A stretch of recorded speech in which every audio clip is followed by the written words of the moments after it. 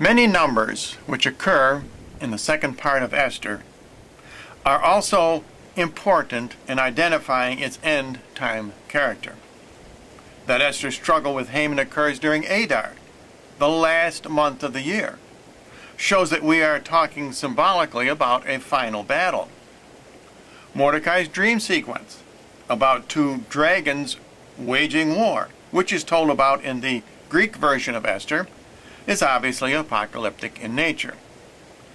The start of the battle on the 13th day reflects the Fatima appearances of the Blessed Mother, which always occurred on the 13th day of the month. The 13th day of Adar, along with the two ensuing days, signify the 3 days of darkness. The day of final victory on the 15th of Adar points to the 15 decades of the Rosary as the primary weapon which defeats the Antichrist.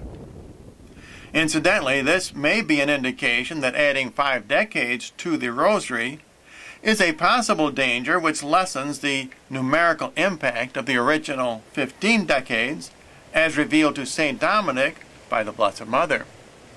However, we will also see later on that the new luminous mysteries are significant in analyzing Revelation. Another way to show that 15 is an essential number in defeating the Antichrist is to investigate fractional equivalence. 666, the number of the beast, can be expressed as a decimal 0.666, which is the fraction 2/3. When man, the number 2 represents mankind, a man and a woman, places himself before God or over God, 3 represents the Trinity, you obtain the most evil number of all. Even the Hollywood movie, The Number 23, showed the satanic evil of placing man before God. Conversely, 3 before or over 2, 3 halves, indicates the proper relationship, God's superiority over man. The resulting decimal is 1.5. And after eliminating the decimal point, as also done with 0.666, we get 1.5. And after eliminating the decimal point, as also done with 0.666, we get 15. 15 can be expressed as 555 for the joyful, sorrowful, and glorious mysteries of the Rosary. Both evil numbers 666 and 444, 2/3 times 2/3, must be forever subservient to the very powerful number 555. The end times importance of the number 5 is also indicated by the 5 smooth pebbles that young David chooses to slay Goliath, who, like Haman, is a symbolic forerunner of the Antichrist.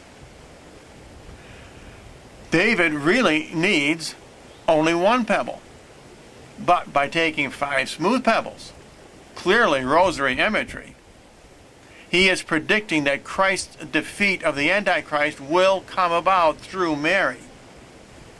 Another important event which indicates that the book of Esther is prophetic is Mordecai's dream sequence. Mordecai sees a great battle between 2 dragons.